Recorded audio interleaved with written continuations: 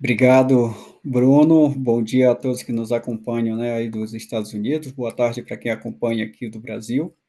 É um imenso prazer poder compartilhar um pouco dessa troca de experiência entre os movimentos e a academia. Nós consideramos que isso é parte essencial de um processo de formação de educação e de consciência política e humana. A valorização que a academia dá, a valorização desse conhecimento tradicional e, ao mesmo tempo, como que a gente depende também da academia para ajudar a validar e avaliar as nossas lutas nos territórios, que sempre foi feita de forma conjunta. Então, a academia tem um papel fundamental, sobretudo acerca desse tema que nós vamos abordar hoje, que é a agenda socioambiental, a agenda de valorização da cultura e do modo de vida das comunidades tradicionais e, acima de tudo, a agenda territorial, que é uma relação empírica entre as pessoas e a natureza. Eu vou colocar aqui a minha apresentação apenas para ilustrar, né, um pouco do que nós vamos discutir ao longo desse período e de antemão, já agradeço aí a você, Bruno, por essa articulação, a professora Laila, também aqui por, né, ter esse importante compromisso de levar as nossas identidades, a nossa luta, a nossa cultura para além do Brasil, né, do espaço Brasil, a professora Miranda também por coordenar um curso tão importante como esse, e a você que está tirando um pouco do seu tempo para compreender, a partir desse diálogo, um pouco da nossa perspectiva de como que a gente faz essa luta aqui no Brasil. E, claro, a ideia aqui não é dar uma aula, mas fazer uma roda de conversa que ela seja, inclusive, de forma dialogada. A gente parte, inclusive, desse debate a partir do conhecimento empírico, né, de como que a gente percebe essas lutas aqui. E, a partir disso, buscamos essa interação junto com cada um e cada uma de vocês que vem acompanhando essa discussão. Eu vou começar me apresentando. Eu sou Johnny Torquato, eu sou extrativista natural da Floresta Nacional de Tefé, portanto, eu sou de uma comunidade tradicional seringueira, eu sou filho e neto de seringueiros. A Floresta Nacional de Tefé, que é o meu território, fica situado ao fundo dessa cidade que vocês estão vendo ilustrado, e a minha comunidade tradicional é formada por vilas de casa, como essa que vocês estão vendo também nessa apresentação. A minha principal atividade cultural na região, ela está baseada no extrativismo da castanha, da seringa e de outras atividades, inclusive pesqueira. A castanha, que vocês estão vendo aqui, as nozes, embaixo da apresentação. Comecei minha militância social desde criança, como filho e neto de seringueiros. Eu fiz parte de um processo de formação política na Amazônia, que é o chamado Movimento Eclesial de Base, de onde meus pais já eram ativistas. E, a partir de 2012, eu comecei a fazer parte do Conselho Nacional das Populações Extrativistas, o CNS, que é popularmente conhecido como Conselho Nacional dos Seringueiros, uma organização social fundada nos anos 80 pelo líder Chico Mendes e os seus companheiros. Então, atualmente, como já fui previamente apresentado, eu estou no conselho como secretário-geral.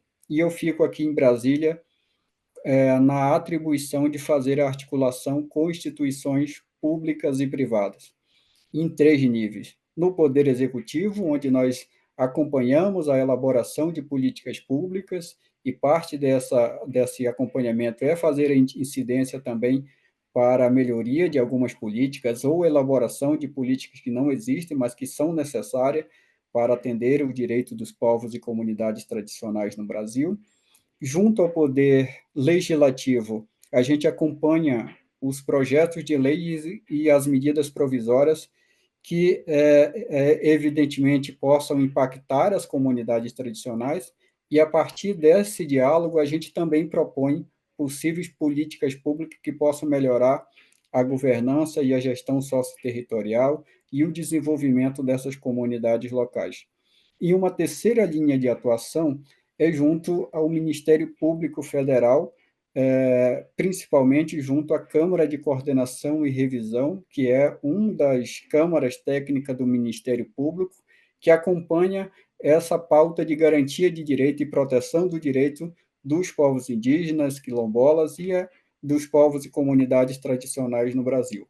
Uma das pautas mais atuantes atualmente é a pauta de reconhecimento dos territórios tradicionais. Nós temos uma dificuldade muito grande de saber onde estão, quem são, como vivem os povos e comunidades tradicionais e quais são os seus principais impactos ou ameaças que possam ou que colocam essas populações numa situação de extrema vulnerabilidade.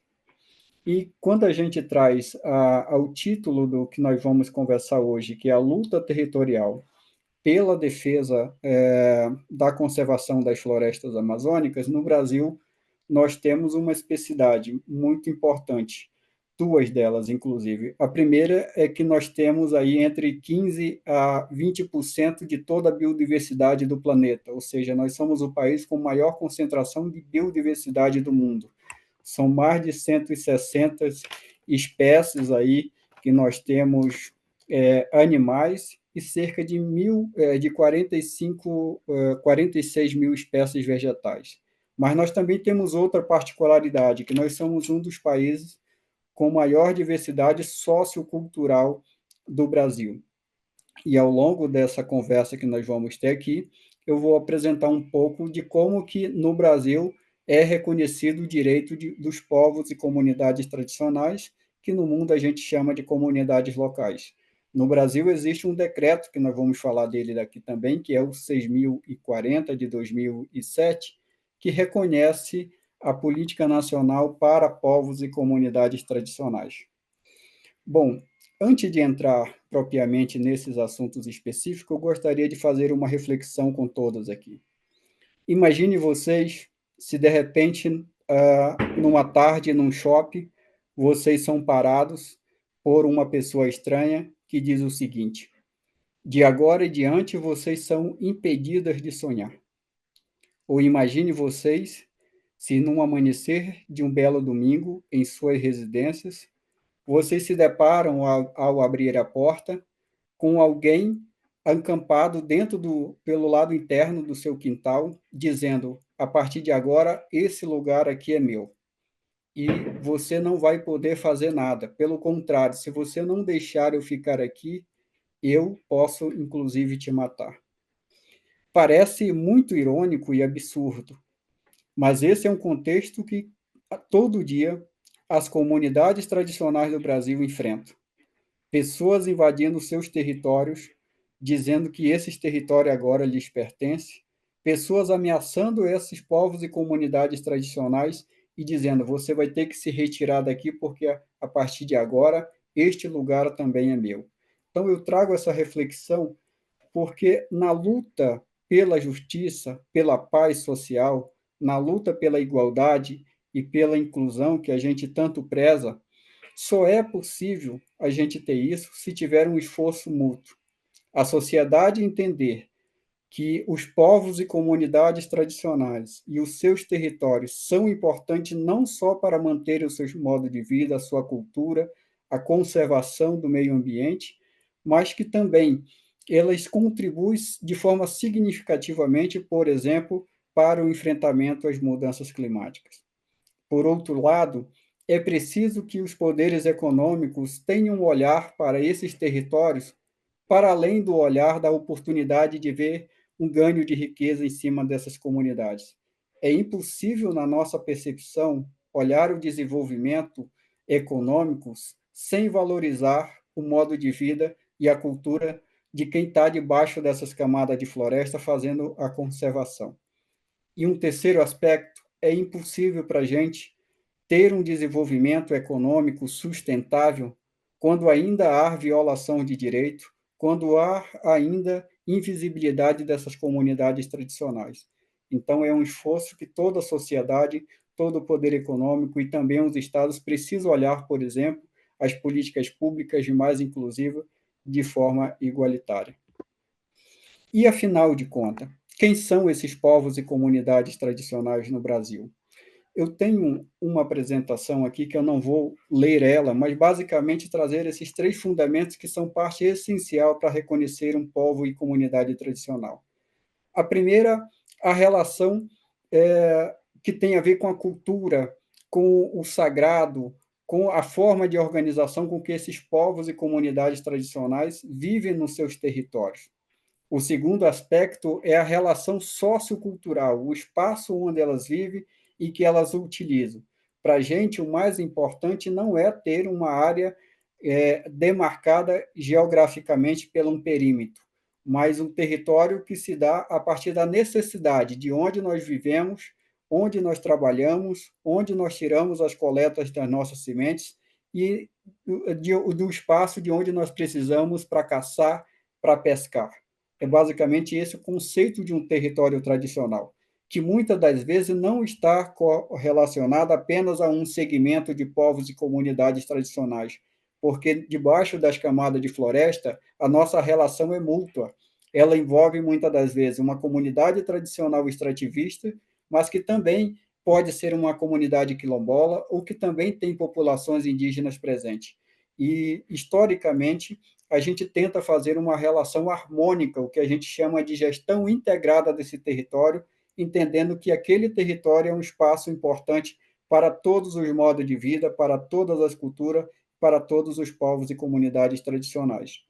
E um terceiro aspecto relevante, que o próprio decreto 6040 reconhece, que é uma visão de desenvolvimento a partir da conservação, ou seja, do respeito com a natureza, o que a gente chama aqui no Brasil da relação da sociobiodiversidade.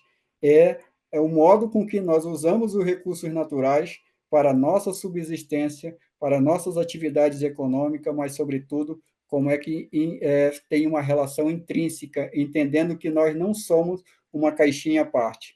Nós precisamos da floresta para sobreviver, de igual modo, a floresta depende dessas comunidades para se manter de pé. Então, essa é uma relação que nós consideramos de identidade de comunidade tradicional, que é uma relação intrínseca.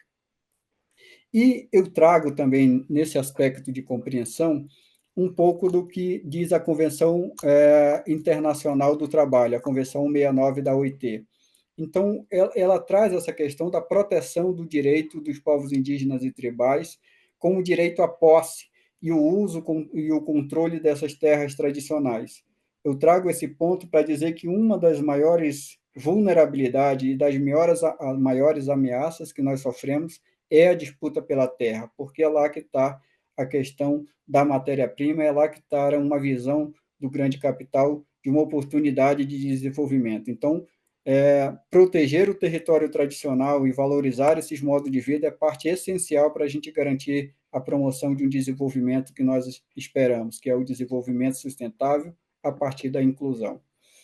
A consulta 169 fala também da consulta livre, prévia e informada, inclusive sobre os projetos de leis e de infraestrutura. E, para isso, a gente tem como estratégias no Brasil trabalhar a questão das estratégias de salvaguarda, os protocolos de consulta, por exemplo, como parte essencial para a gente garantir uma consulta que, de fato, compreenda a nossa realidade, fale a nossa língua e traga a nossas expectativas como premissa fundamental.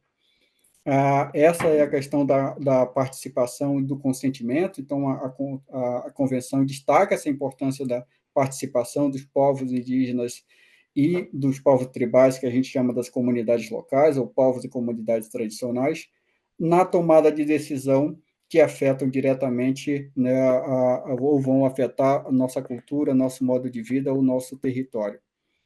E a gente também tem outro aspecto importante, que é essa questão da Convenção estabelecer aos povos indígenas e às comunidades tradicionais e que nós não devemos ser removidos à força das nossas terras, exceto em circunstâncias essenciais, né, mediante o consentimento prévio informado. Eu trago isso porque, infelizmente, cotidianamente, a gente tem muitos conflitos territoriais, muitas das vezes a questão da reintegração de posse, inclusive, né, em cima de uma comunidade tradicional, onde comunidades são obrigadas a ter que deixar o seu território, porque dentro de uma disputa de litígio, numa decisão judicial, muitas das vezes o magistrado, que é o juiz, olha pela questão material, que é muitas das vezes um documento, que ele não tem o cuidado de olhar a questão da cadeia dominial e acabam violando duplamente o direito dessa comunidade.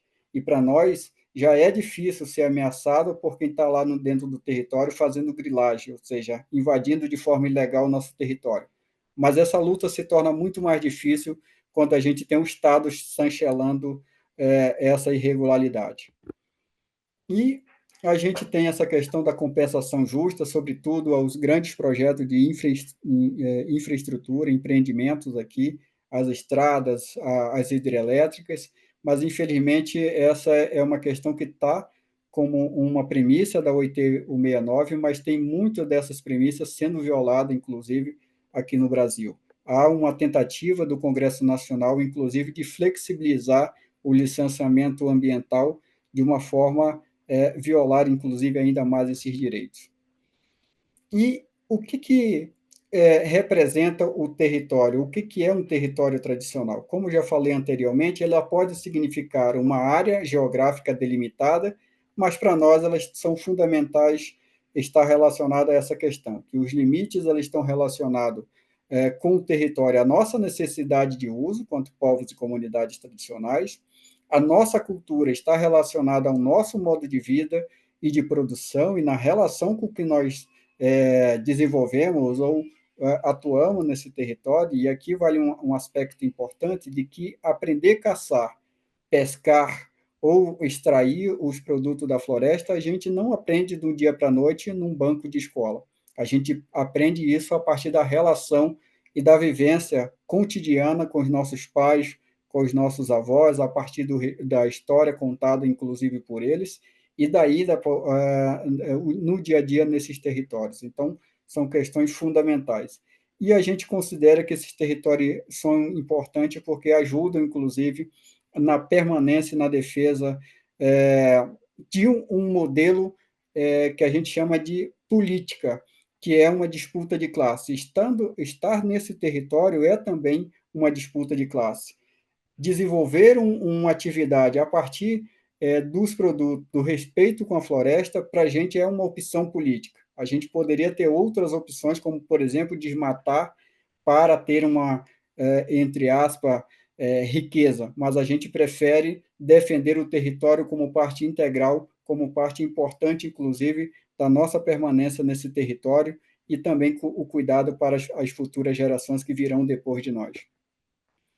E a gente sempre diz que a floresta ela é nossa casa, ela é nossa vida, porque ela ajuda a manter nossos costumes, nosso modo de vida e a nossa tradição. E hoje, no Brasil, essa casa está ameaçada. E a defesa dessa casa, que é a floresta, principalmente os nossos territórios, precisa ser feita de forma coletiva e de maneira integral, porque você depende da casa completa para sobreviver. A gente não vai conseguir sobreviver quanto povos e comunidades tradicionais vivendo apenas em ilhas, em pequenas porções de floresta. Por isso que é tão importante a defesa, por exemplo, da Amazônia como um todo, olhando a conservação delas não só no Brasil, mas também em outros países, porque ela é parte integrada. Todos nós estamos conectados e todos nós precisamos dessa casa comum, como diz o Papa Francisco. E as principais ameaças hoje, ela envolve essa questão da disputa pelo território, a insegurança territorial fundiária coloca em risco a garantia, a nossa existência e a garantia dos nossos territórios, e as nossas bandeiras, elas sempre estão relacionadas no direito à terra e ao território, que ela é a mãe de todas as nossas lutas, na importância da conservação do meio ambiente, na nossa cultura e também a manutenção do nosso modo e a preservação do nosso modo de vida. E quando a gente garante o território, a gente está falando de respeito à cultura e à identidade desses povos, que depende desses territórios para a sua subsistência e para, né, para a sua vivência. Nós estamos falando de um conceito de sustentabilidade ambiental, nós estamos falando de autonomia e autodeterminação desses territórios por parte dos povos e comunidades tradicionais, nós estamos falando de um princípio de direito à dignidade da pessoa humana, de viver e ser livre, né? E conviver de forma harmônica, da maneira que acha que é importante ser, e nós estamos falando de uma reparação, acima de tudo, de justiça social. E aqui, então, eu fecho essa introdução para trazer um pouco para vocês, sem aprofundar, um pouco de como começa essa ordem do processo histórico na Amazônia, de devastação da Amazônia, apenas para que vocês reflitam e entendam que a Amazônia sempre foi objeto de disputa, de interesse, e que essa disputa e esse interesse sempre colocam em risco a vida dos povos originários e também dos povos e comunidades tradicionais. E eu trago aqui essa primeira reflexão de que a Amazônia não é só no Brasil, né? Quando a gente fala de Amazônia, e aqui na perspectiva brasileira, eu acho que só está aqui, mas não é, né? Então, envolve uma área de mais de 5 milhões de quilômetros quadrados de floresta e envolve esses 8 países, né? Brasil, Suriname, Venezuela, Guiana, a Colômbia, o Equador, o Peru e a Bolívia. Então, como disse, a gente precisa de um olhar, quando a gente fala da proteção da floresta amazônica, com um olhar dessa dimensão, inclusive, de outros países. E aí o grande desafio é como é que a gente cria programas regionalizados que protegem todos esses territórios.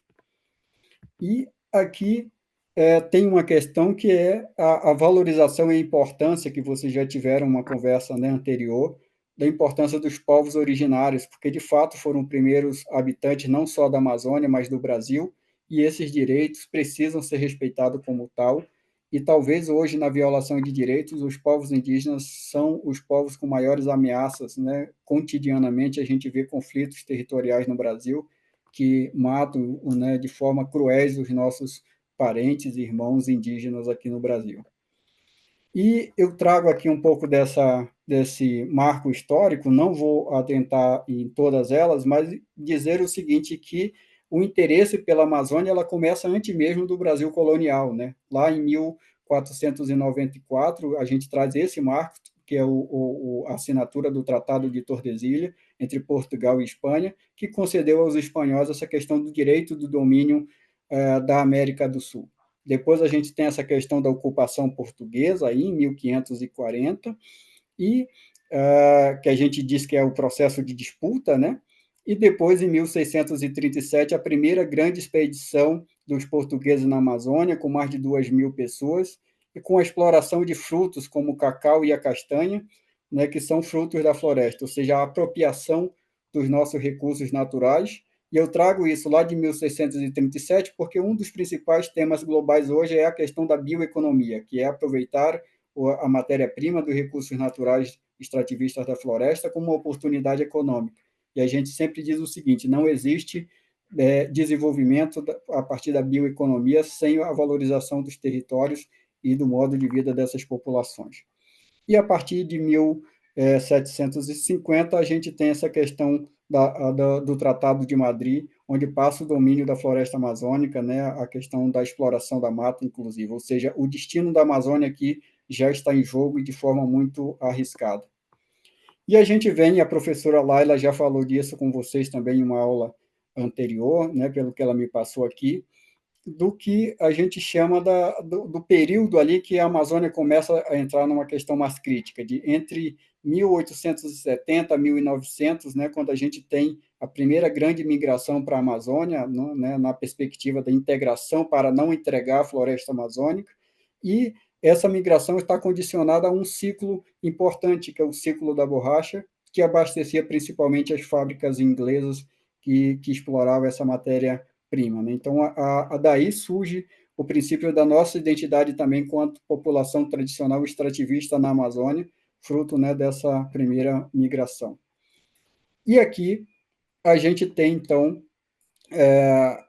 chega na época ali dos anos 60, na época do período militar, onde a gente tem um avanço da destruição da Amazônica, principalmente considerado aí pela construção da Transamazônica, e foi aqui que o Chico Mendes começou, inclusive, a se tornar uma liderança expressiva no Brasil na defesa da Amazônia. E veja essa charge que diz aqui esse anúncio: ó, chega de lendas e vamos faturar. Muitas pessoas estão sendo capazes hoje de tirar proveito de riquezas da Amazônia, com o aplauso e o incentivo da Sudã, com o aplauso e o incentivo do Banco da Amazônia.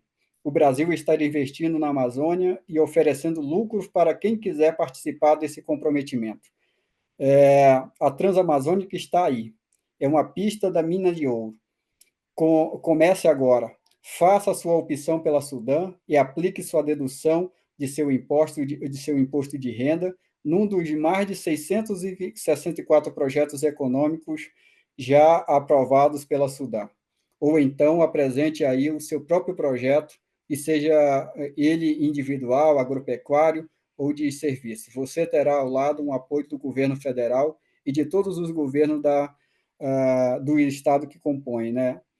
Por que eu trago isso? Porque, primeiro, fazer uma reflexão nessa primeira frase aqui: chega de lendas e vamos faturar. Esse é um discurso que lá em 1850, no Estatuto da Terra, também os senadores e os deputados, e tem um senador, Costa Ferreira, do Maranhão, que também repete um discurso muito parecido. Ele dizia o seguinte: lá no nosso estado existe uma oportunidade muito grande de desenvolvimento nas nossas terras, porém elas estão empestadas de gentis. Quem eram os gentis, narrado ali pelo senador, eram, né, os povos quilombolas, as comunidades quilombolas e os povos indígenas. E no discurso muito atual, inclusive do ex-presidente aqui, dizia que quem tocava fogo na Amazônia eram os caboclos e os indígenas, e que esses povos são um entrave para o desenvolvimento, porque é muita terra para pouco índio, muita terra para caboclo preguiçoso, como os extrativistas que vivem em unidade de conservação. Então, percebam que muda o discurso, mas o objetivo é o mesmo, que é deslegitimar ou invisibilizar esses povos para poder colocar para a Amazônia e para outros povos, né, outros biomas, um modelo de desenvolvimento que destrói a floresta. Então, e quais são os efeitos que nós tivemos a partir desse projeto de governo que gera fruto até hoje de conflitos e de ameaças na Amazônia, né? No final dos anos 70, nós tivemos uma população aí de mais de 7 milhões de habitantes na Amazônia, e nós tivemos também aí um coeficiente disso, que foram mais de 14 milhões de hectares desmatadas já naquela época. Em 1880, então, a gente tem, com a venda das madeiras ilegais e com a pecuária avançando de forma desordenada na Amazônia e os efeitos socioambientais, né, surgindo, a gente tem o impacto avassalador da destruição das nossas florestas, o impacto na cultura dos nossos povos, que muitos deles tinham que abandonar, ou sobre ameaça, ou porque não tinham outra alternativa, ir para os grandes centros urbanos, e com isso perdendo toda a sua questão da relação com o território. Nós começamos a ter a diminuição dos nossos recursos a partir desse período, e nós também começamos a ter, de maneira acentuada, a morte das nossas lideranças, inclusive o próprio Chico, né, que foi brutalmente assassinado em 88. E, nesse mesmo período, liderado pelo Chico, nós tivemos a criação do movimento extrativista na Amazônia, né, que foi o Conselho Nacional dos Seringueiros, em 85. Nesse mesmo período, vale a pena lembrar que foi a formalização também do movimento sem terra no Brasil, e dentro, no caso dos movimentos sem terra, uma luta pela reforma agrária, né, o direito à terra e o território, e a gente também tinha esses mesmos princípios, só que com uma questão diferente, que a gente chamava de reforma agrária ecológica. Nós gostaríamos de ter aí o direito de viver no território, né, mas de forma coletiva, como nós sempre vivemos. E aqui tem uma fala do Chico que traz um pouco do que foi a nossa luta para a defesa desse legado que nós temos hoje, que são as reservas extrativistas no Brasil. Então, ele diz o seguinte, durante uma entrevista com a antropóloga Mara Negrete: o empate foi uma forma que os trabalhadores encontraram, que eles decidiram de impedir o avanço do latifúndio, uma espécie de uma bandeira que eles, entre si, pensaram que seria o último apelo, já que enquanto ele recorreu à justiça, a floresta ia sendo derrubada de qualquer maneira. Então ele pensou numa outra forma. Então isso ficou muito marcado porque foi a partir dos empates da floresta que nós conseguimos conquistar nossos primeiros territórios na Amazônia. E se não fosse isso, talvez eu não estaria aqui falando para vocês da importância de todo esse legado construído ao longo desses mais de 40 anos. Então, esse aqui é um pouco do reflexo desse legado. Hoje, no Brasil, nós temos 89 unidades de conservação, eles são 25 milhões de hectares, e só na Amazônia ele corresponde a 5% da Amazônia. mas envolve também, como território tradicional de uso coletivo, outras modalidades de projetos de assentamento, né, de territórios coletivos, como o projeto de assentamentos extrativistas, que também é de uso sustentável dessas famílias. E, ao longo desses 40 anos, esses são as nossas premissas que a gente chama de pilares ou bandeiras de luta, são os pilares da nossa luta. A defesa da terra e do território, porque sem ela não tem como pensar na manutenção da nossa cultura, do nosso modo de vida. A conservação dos recursos naturais, o fortalecimento das economias como modelo de disputa econômica, que eu já falei aqui anteriormente, o fortalecimento das organizações comunitárias locais, que organizam a luta, mas também a produção, né, a partir desses territórios, e a busca pelo acesso de políticas públicas como processo de implementação desses territórios e de garantia de direito desses povos que estão debaixo das camadas de floresta. E o que isso traz? Tem um aspecto também que é importante destacar, que é uma luta que nós fazemos muito árdua pelo fortalecimento da governança e do uso da terra e das economias locais. Porque quando a gente fala disso, nós estamos falando, como já disse anteriormente, do direito à terra e ao território, nós estamos falando de dignidade à pessoa humana, nós estamos falando da função social que a terra tem que ter, nós estamos falando de uma questão de justiça ambiental, que é mais levar o direito ou proporcionar a essas famílias que têm o direito a viver de forma, né, com que elas imaginam que deve ser o adequado a partir dos seus territórios. Nós estamos falando de um incentivo à valorização da cultura e do modo de vida, e nós estamos falando também no fortalecimento de um modelo de economia que traz não só uma oportunidade de renda, mas também de organização, compreendendo o contexto local. E aqui a gente traz uma reflexão também sobre a luta pela terra, que ela é uma luta pela reforma agrária, né? Então essa é uma questão que está no mundo. A gente vê que a luta pela reforma agrária ela começa impulsionada na Revolução Francesa, mas nós inspiramos muito aqui no Brasil também na Revolução Americana, na Revolução Mexicana, e o que nós temos de comparação a essas grandes lutas que tiveram pela desconcentração da terra do grande latifúndio para as comunidades tradicionais, é que no Brasil há uma estagnação e uma contranarrativa. Aqui diz que é muita terra para pouco índio e para caboclos preguiçosos, mas quando nós vamos olhar os dados oficiais do governo, a grande concentração ainda está na mão do grande latifúndio. Então, essas são questões importantes que eu gostaria de trazer para vocês também. E os desafios atuais que nós temos, que é de combater uma economia da destruição, como é que nós vamos combater o garimpo, o crime organizado, a venda ilegal das nossas madeiras, o combate às queimadas aqui nos nossos territórios. Por outro lado, como é que a gente vai fortalecer a governança e a gestão desse território, porque as pessoas estão lá fazendo a defesa, mas o Estado tem que também se fazer presente e cumprir o seu papel, que é auxiliar as comunidades em proteger os seus territórios. Como é que a gente vai fortalecer essas economias locais, principalmente dentro de um contexto que nós estamos de emergências climáticas que nos provocam a ter um outro olhar da transição ecológica a partir de novos energias alternativas, de novas formas de organização, de novas formas de desenvolvimento e de produção. Como é que a gente vai fortalecer as organizações locais, considerando que elas são um espaço de organização fundamental na defesa do território, e a partir disso também como que nós vamos proteger as nossas lideranças, por ora tão ameaçadas, por simplesmente fazer a defesa desses territórios.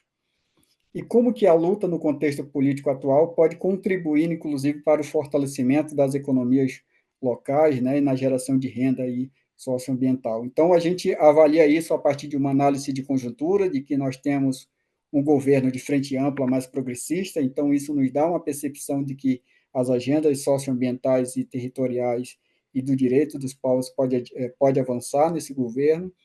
Há uma reestruturação dessa agenda socioambiental, feito com um esforço muito grande aqui, a participação das comunidades. Há um esforço de retomar essa questão da governança territorial e há também uma expectativa em relação à destinação, inclusive, das florestas públicas não destinadas, trazendo maior proteção, inclusive, para povos e comunidades tradicionais que estão fora desses territórios não demarcados hoje. E quais são os nossos maiores desafios aí para a garantia dos nossos territórios? Essa questão do aumento hoje das ameaças aos nossos territórios, então, e das lideranças. Hoje, o Brasil tem um escalonamento, é o país que mais mata ativistas socioambientais. Não é fácil para a gente ser ameaçado de morte e ter um futuro incerto simplesmente por defender a vida e o direito coletivo.